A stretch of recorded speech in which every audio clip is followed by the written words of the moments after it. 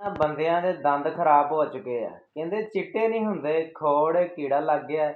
ਬੜੇ ਪਰੇਸ਼ਾਨ ਆ ਕਿ ਦੰਦ ਸਾਡੇ ਖਰਾਬ ਹੁੰਦੇ ਜਾਂਦੇ ਆ। ਅਸੀਂ ਦੰਦਾਂ ਵਾਲੇ ਡਾਕਟਰ ਕੋਲ ਗਏ ਆ, ਠੀਕ ਨਹੀਂ ਹੁੰਦਾ ਪਿਆ ਸਾਡਾ ਮਸਲਾ। ਤੇ ਮੈਂ ਜਿਹੜਾ ਤੁਹਾਨੂੰ ਅੱਜ ਟੀਕੇ ਦਾ ਨਾਮ ਦੱਸਣ ਲੱਗਾ ਨਾ, ਇਹ ਨੋਟ ਕਰ ਲਓ। ਇਹਦੇ ਨਾਲ ਤੁਹਾਡੇ ਦੰਦਾਂ ਦੇ ਜਿੰਨੇ ਵੀ ਮਸਲੇ ਮਸਾਇਲ ਆ ਨਾ, ਉਹ ਠੀਕ ਹੋਣੇ ਸ਼ੁਰੂ ਹੋ ਜਾਣਗੇ। ਤੁਸੀਂ ਕਰਨਾ ਕੀ ਆ, ਇੱਕ ਟੀਕਾ ਹਫ਼ਤੇ ਬਾਅਦ ਜੂਸ ਵਿੱਚ ਪਾ ਕੇ ਤੇ ਪੀ ਲਿਆ ਕਰੋ। ਗਰਮੀ ਆ ਚਾਹੇ ਸਰਦੀ ਆ, ਤੁਸੀਂ ਕੋਸ਼ਿਸ਼ ਕਰੋ ਕਿ ਜੂਸ ਵਿੱਚ ਪਾ ਕੇ ਪੀਓ। ਘਰ ਕੇਲੇ ਦਾ ਜੂਸ ਬਣਾ ਲਓ, ਸੇਬ ਦਾ ਬਣਾ ਲਵੋ। ਉਹਦੇ ਨਾਲ ਤੁਹਾਡੇ ਦੰਦਾਂ ਨੂੰ ਤਾਕਤ ਮਿਲੇਗੀ। ਟੀਕੇ ਦੇ ਨਾਲ ਤੁਹਾਡੀ ਕੈਲਸ਼ੀਅਮ ਵਿਟਾਮਿਨ ਡੀ ਪੂਰੀ ਹੋਏਗੀ। ਜਿਹੜੀਆਂ ਹੱਡੀਆਂ ਢੱਡੀਆਂ ਕਮਜ਼ੋਰ ਹੋ ਕੇ ਖੋੜ ਕੀੜਾ ਲੱਗ ਗਿਆ ਹੈ ਅਤੇ ਬਾਰ ਤੁਸੀਂ ਦਰਦ ਦੀਆਂ ਗੋਲੀਆਂ ਖਾਂਦੇ ਜੇ, ਰੇਸ਼ੇ ਦੇ ਕੈਪਸੂਲ ਖਾਂਦੇ ਜੇ, ਮਸਲਾ ਹੱਲ ਤੁਹਾਡਾ ਨਹੀਂ ਹੁੰਦਾ।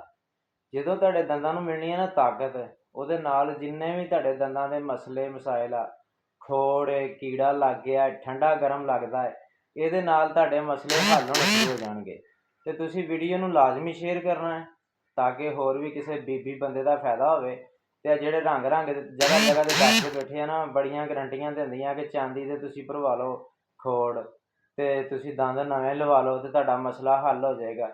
ਉਹ ਮੇਰੇ ਵੀਰ ਮੇਰੇ ਭਰਾ, ਇਹ ਆਰਜੀ ਆ, ਠੀਕ ਹੈ। ਜਿਹੜੇ ਪੱਕੇ ਦੰਦ ਜਿਹੜੇ ਅੱਲਾ ਨੇ ਸਾਨੂੰ ਦਿੱਤੇ ਆ, ਉਹ ਖਰਾਬ ਹੋ ਜਾਂਦੇ ਆ ਅਤੇ ਉਹ ਦੰਦ ਕੀ ਖਰਾਬ ਨਹੀਂ ਹੋਣਗੇ। ਹੁਣ ਵੀਡੀਓ ਨੂੰ ਵੀ ਸ਼ੇਅਰ ਕਰ ਅਤੇ ਮੇਰੀ ਗੱਲ ਨੂੰ ਮੰਨ, ਠੀਕ ਹੈ।